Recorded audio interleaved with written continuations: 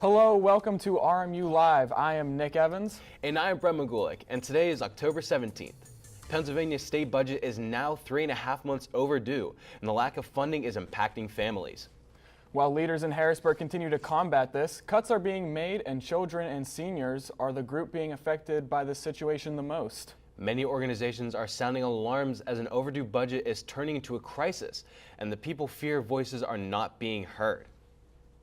Programs at risk include Meals on Wheels and school-based intervention specialists, among other programs. Pittsburgh Action Against Rape has already gone to Harrisburg to let their voices be heard about the importance of not delaying funding for these necessary programs. There is a hiring freeze in Fayette County with concerns of even more layoffs and possible closures. The situation could get worse if the deal isn't met soon. The upcoming Democratic Senate primaries are not looking good for current Senator John Fetterman. Let's send it over to Caden Hyde on the scene for more. Yes, and we have big news coming out of both Washington and Harrisburg this week, as it is anticipated that the Democratic Party will attempt to oust incumbent Pennsylvania Senator John Fetterman in the primaries. Fetterman, who won his Senate seat in a tight race with Republican challenger Dr. Mehmet Oz in 2022, has seemingly fallen out with party brass over a number of divisive issues, including supporting Israel in the ongoing crisis in Gaza, sitting on the fence about a number of President Trump's appointees, and refusing to attend Senate committee and business meetings, of which he is heavily involved.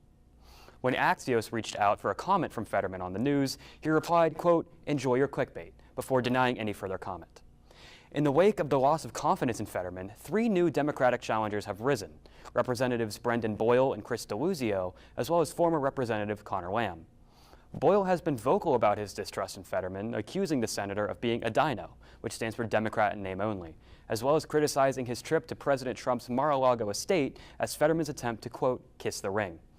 Representative DeLuzio is also a worthy challenger for the spot, as he has cultivated a large following as a progressive populist in Pennsylvania's 17th district, which includes all of Beaver County and the northwestern parts of Allegheny County, an area which includes both Moon Township and Robert Morris University's campus.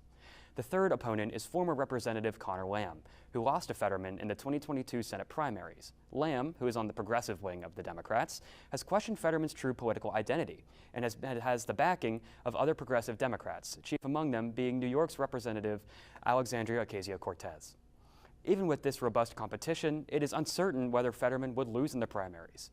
He is a middle ground candidate who still has the backing of many moderate Pennsylvanians. The Democratic Party has also not been able to flip a seat in the Senate since Fetterman's victory in 2022, meaning they run the risk of losing the seat without him. All in all, this adds yet another wrench into the Democrats' plans to retake Congress at the midterms in 2026. Reporting for RMU Live from Pittsburgh, Pennsylvania, I'm Caden Hyde. Thanks, Caden. Pennsylvania will be holding their primaries in May of 2026, so more developments are sure to arise before that period. Big news for Western Pennsylvania. State and local leaders just celebrated the opening of the new terminal at Pittsburgh International Airport. Governor Josh Shapiro called it a, quote, gateway to a region on the rise, end quote, highlighting the $1.7 billion modernization project that has created over 14,000 jobs and will support the 2026 NFL Draft. The 811,000 square foot terminal features faster security lanes, expanded parking, and local art, all designed to cut travel time and boost the region's economy. Lieutenant Governor Austin Davis said, quote, "The blueprint was just lines on paper. It takes trans people to make it real, end quote. It's a new era for Pittsburgh travel." Unauthorized pro-Palestinian messages were broadcast over public address systems at 4 North American airports Tuesday, including Harrisburg International in Pennsylvania. The Hamas praising messages criticized President Trump and Israel's Prime Minister Benjamin Netanyahu. Officials say hackers accessed the airport's PA systems and display screens, disrupting operations and striking fear into all passengers. Authorities are investigating this incident that U.S. Transportation Secretary Sean Duffy called, quote, completely unacceptable. No threats or safety issues were found, and all affected airports have continued normal boarding. Pennsylvania man has pleaded guilty to firebombing the Pennsylvania governor's mansion in April this past year. Governor Josh Shapiro, his family, and guests were sleeping a few hours after they celebrated the Jewish holiday of Passover. Sherelle Hubbard has more. Newly released security video shows a man setting fire to the Pennsylvania governor's mansion, while Governor Josh Shapiro, his family, and overnight guests, including children and 2 state troopers, slept. Setting somebody's house on fire, the house where they are asleep, where there's 20 people asleep in that house, that's a substantial step.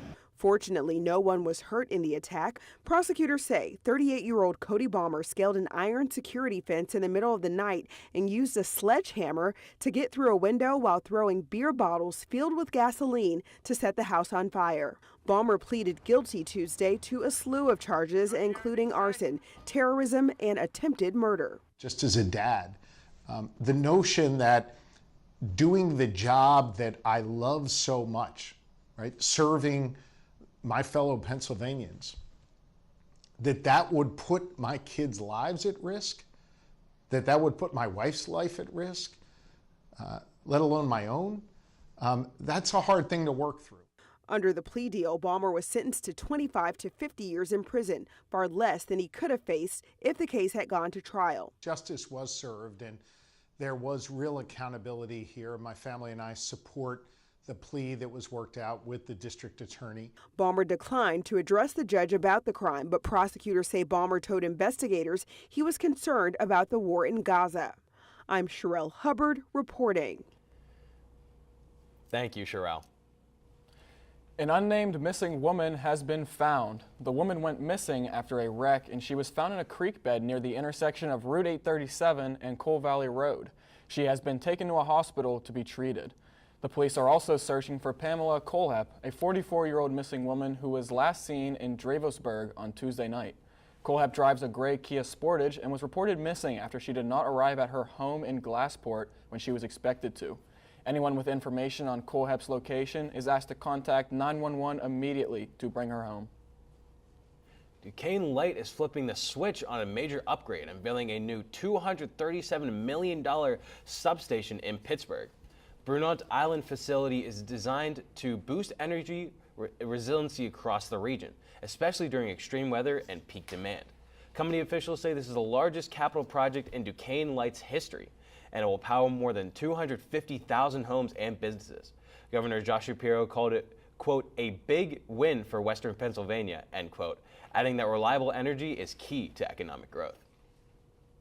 Drivers in Western Pennsylvania are about to get some relief. A major road project connecting Beaver and Butler counties is nearly complete.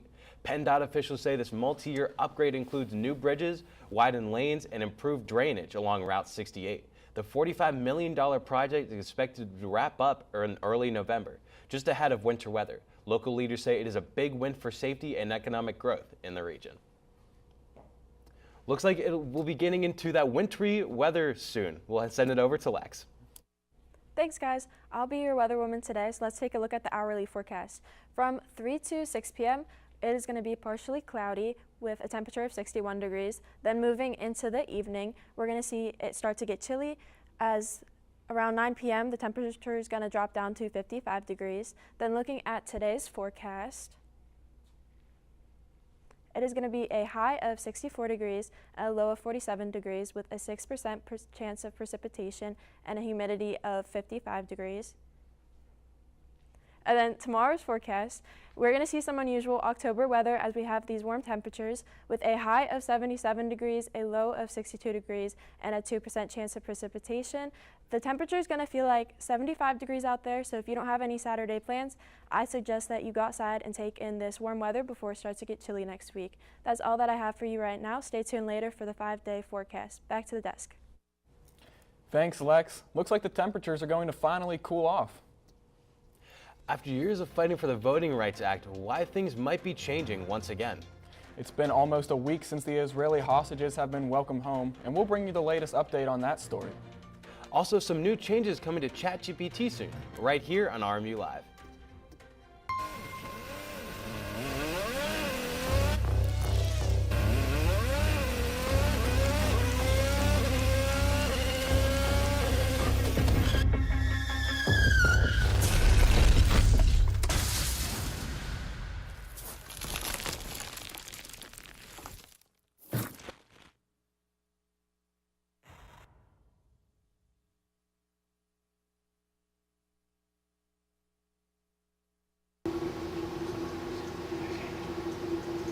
30.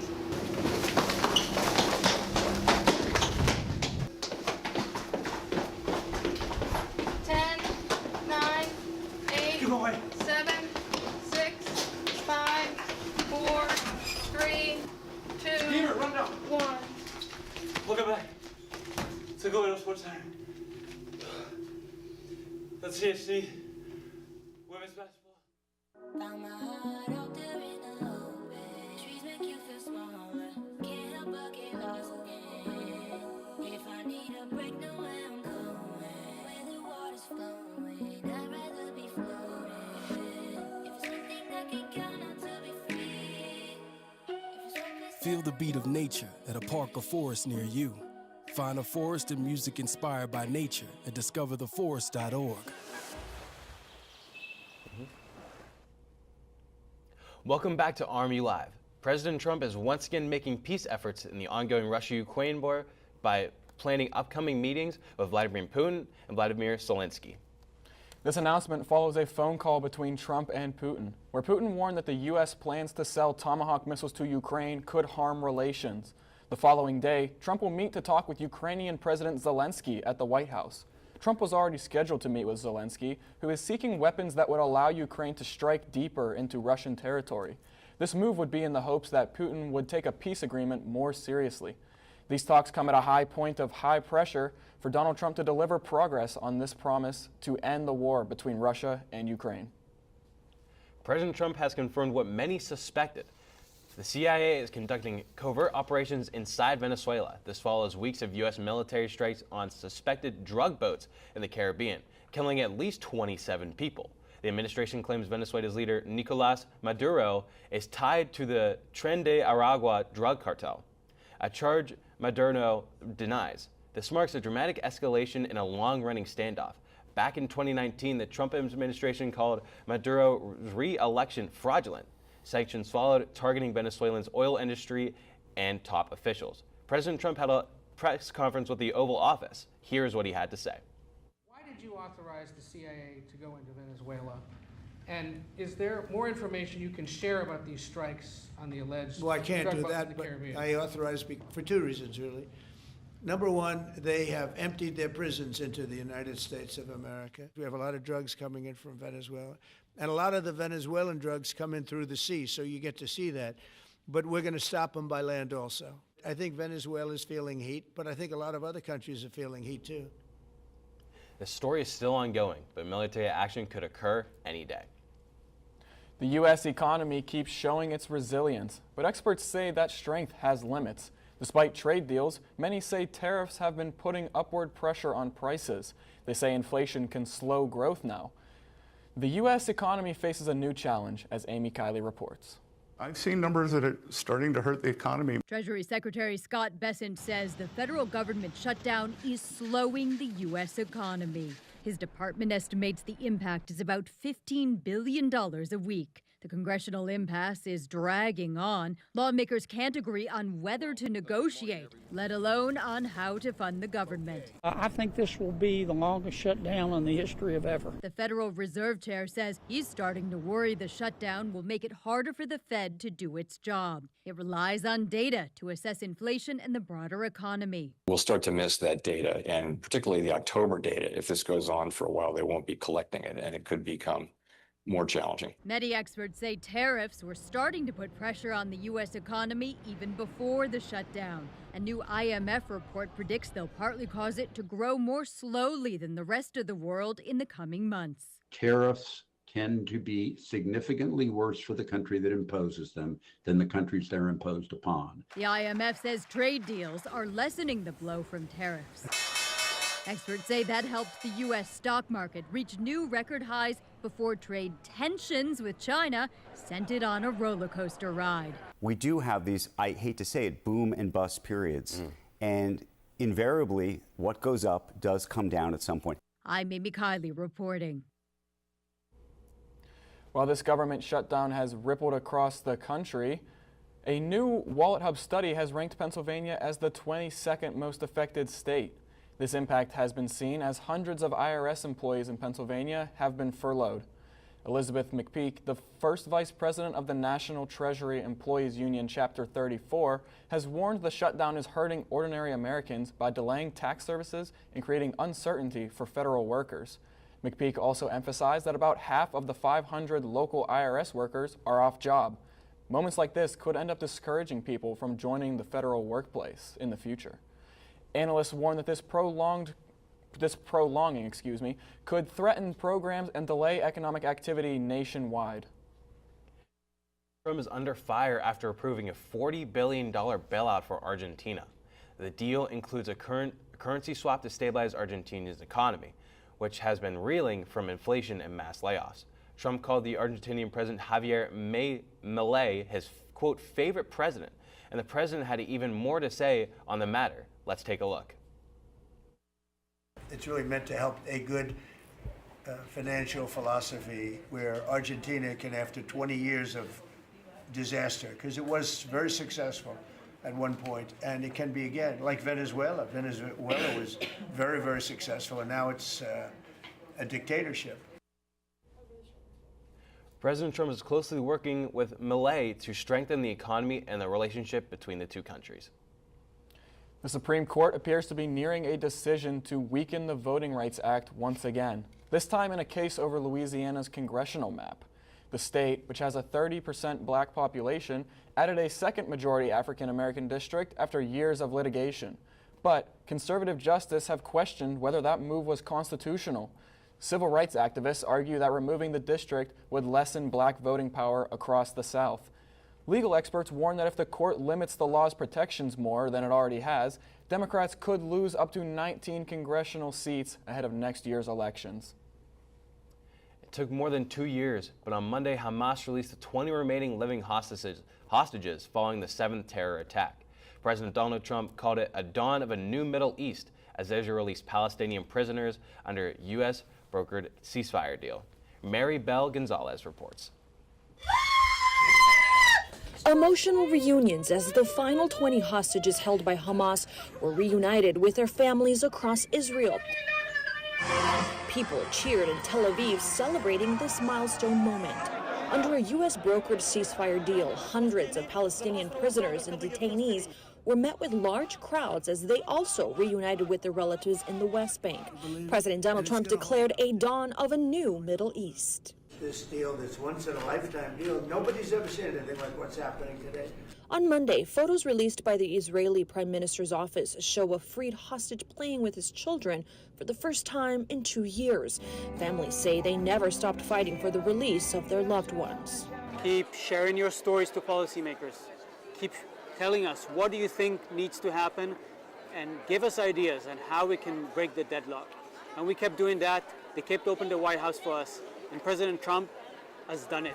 President Trump said that phase 2 of his 20-point ceasefire plan to end the war between Israel and Hamas has already started as he meets with world leaders in Egypt for a summit on Gaza's future and peace in the Middle East. You look at Gaza, it needs a lot of cleanup. This is clearly, in my mind, I think in the mind of everyone in this room, probably one of the most important days for world peace in 50 years. I'm Maribel Gonzalez reporting. Authorities said Hamas handed over 4 coffins with the remains of deceased hostages to the Red Cross. Reporters from every major news outlet staged a walkout at the Pentagon on Wednesday. This protest comes after War Secretary Pete Hegseth introduced new rules limiting the press's access. These rules would have restricted journalists' rights and required approval for reporting on the military. The major broadcast networks issued a joint statement saying, quote, "Today, we join virtually every other news organization in declining to agree to the Pentagon's new requirements, which would restrict journalists' ability to keep the nation and the world informed of important national security issues.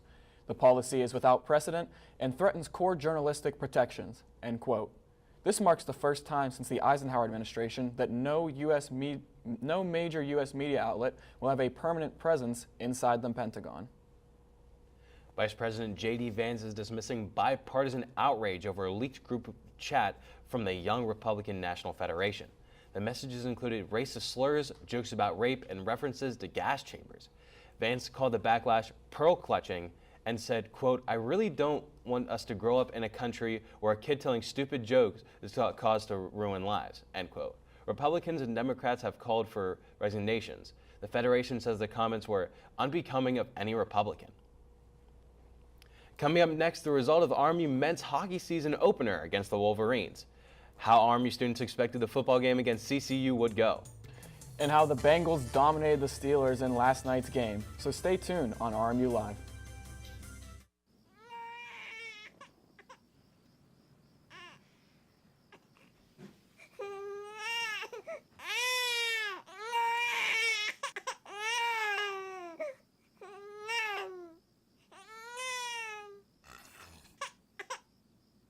If you love them enough to suck the snot out of their nose at 4 a.m., then surely you'll check NHTSA.gov/the right seat to make sure they're in the right car seat. Today, we face an unprecedented crisis. Tens of millions of refugees have been forced from their homes. But you can make a difference. Turn disruption and despair to hope and opportunity. Even small amounts make a big difference. Provide shelter, support, or jobs in your community. The more we understand, the greater sense of belonging we create. Act now. Visit supportcrisisrelief.org. I don't want to talk about it.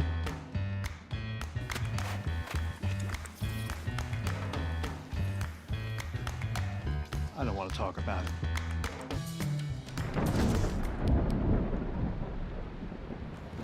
Families don't have to talk about everything, but they should talk about how to plan for an emergency. Get tips and resources to make your family's emergency plan. Welcome back to RMU Live. How about that Steelers game last night, from the gridiron to the pitch to the ice, including the start of the season for the RMU ice hockey team? Let's send it over to Joey Dramasic. Thanks, guys. It was a very exciting week in sports with a lot to look forward to, so let's get right into it. The RMU men's hockey team kicked off their season last night as they traveled to the University of Michigan to get their season started. As you take a look here, the Colonials fell in their first game of the season by a score of 4-2. The Wolverines would take the lead in the third period and held off the Colonials till the final horn. The men's team is looking to have a more successful season this go-around and will look to grab their first win tonight versus Michigan in hopes to return home with a massive win under their belts. Now over to the RMU football team. Our very own Sarah Krim was on site at Joe Walton Stadium to get an insight of how confident the Colonial fans were in their team versus Central Connecticut. Let's take a look. Hi everybody, my name is Sarah Krim and today I'm at RMU's homecoming game against Central Connecticut State. Let's hear what some people have to say. I'm guessing like 24-7 Colonials. Bobby Mo, go Bobby Mo. Go Bobby Mo. Personally, I'm not really too sure. I really want RMU to win, but, you know, they've kind of been on a bit of a losing streak, you know, and without their starting quarterback, I'm a little bit uncertain, but hopefully Bobby Mo can pull it out. What do you think? Well, I haven't watched a singular game since I became an alumni, but they weren't great before, and I don't expect them to win today. But for Alumni Day and homecoming, I hope they take a win. I think the game's going to go great. I think RMU is going to come out with a dub.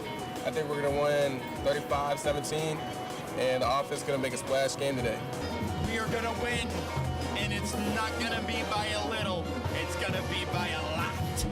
I think it's gonna be a good one for the Colonials. I'm going to predict 28-24, go Bobby Mo. I think we're going to get a victory today. We really need one bad, so go Robert Morris. Thanks, Sarah. The fans had false hope as the team lost for the fifth time this season, losing 24-12.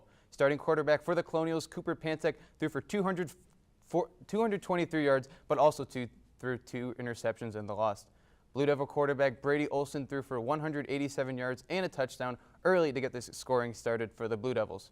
Up next for the Colonials, they packed their bags and traveled to Brookville, New York to take on the 1-5 Long Island Sharks. Charles Middleton is the Colonial to watch this week after he put up 186 yards and a touchdown reception last week.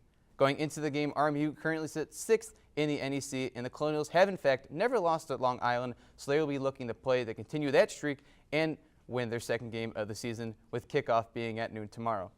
Moving over to the downtown, starting with the Pittsburgh Steelers as they played 2 games this week, starting on Sunday with a dominant win over the Cleveland Browns, and then traveled to Cincinnati, Ohio last night for Thursday Night Football, and would fall to the Bengals 33-31. The Bengals snuck past the Steelers thanks to a 36-yard field goal by Evan McPherson to close out the Steelers. Quarterback Aaron Rodgers threw for 249 yards along with 4 touchdowns with 2 interceptions. And for the Bengals, recently acquired Joe Flacco threw for 242 yards and 3 touchdowns to take down the Steelers, who fall to 4-2 on the season. Moving over to the ice, the Penguins are on their California trip, and after dropping their first game in Anaheim 4-3 on Tuesday, the Penguins bounced back and scrapped together a 4-2 win over the LA Kings. The Pens went down early 2-0, but after 2 goals in the second and third period by Malkin, Dewar, Crosby, and Hollander, the Penguins came back and grabbed their 3rd win of the season. The Penguins will be back in action tomorrow night as they take on the San Jose Sharks at 10 p.m. Well, that's all I have for you this week. Make sure to tune in next week for your weekly sports update. Back to you guys. Thanks, Joey. It looks like a few sports teams are hoping to bounce back in their next games. Right after this break, we will bring you news on the local lottery winner. And ChatGPT's new features announcement. Bring it.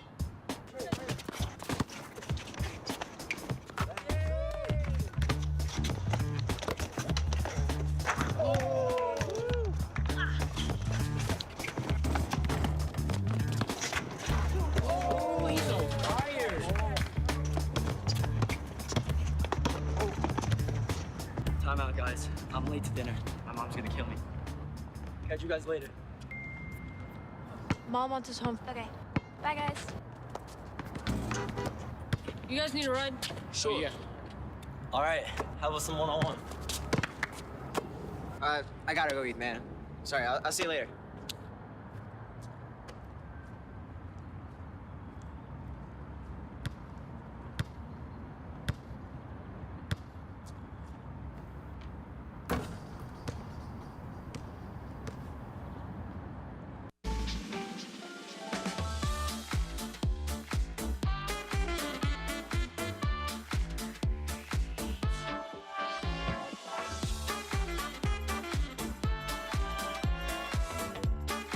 Before we celebrate the freedom most Americans have, we must fight for the freedom all Americans deserve.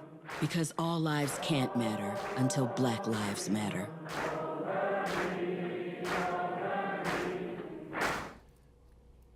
Welcome back to RMU Live, and you know, Nick, it's been a pretty sunny week so far. I would agree, but temperatures are about to drop with fall moving right along. Let's send it over to Lex to see if that trend will continue.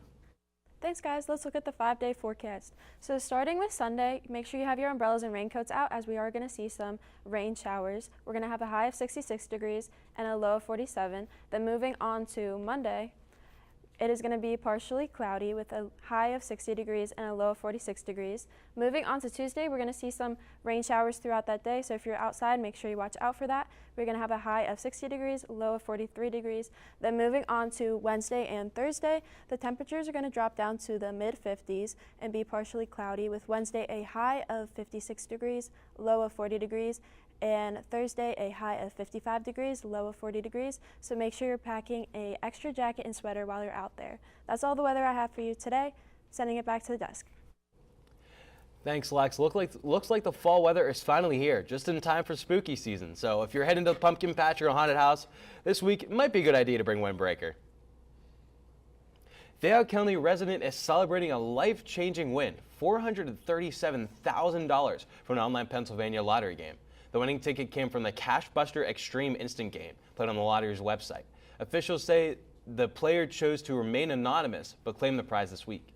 Online games are available 24/7 with prizes up to $1 million. An update to ChatGPT will relax existing restrictions to allow more content for verified adult users.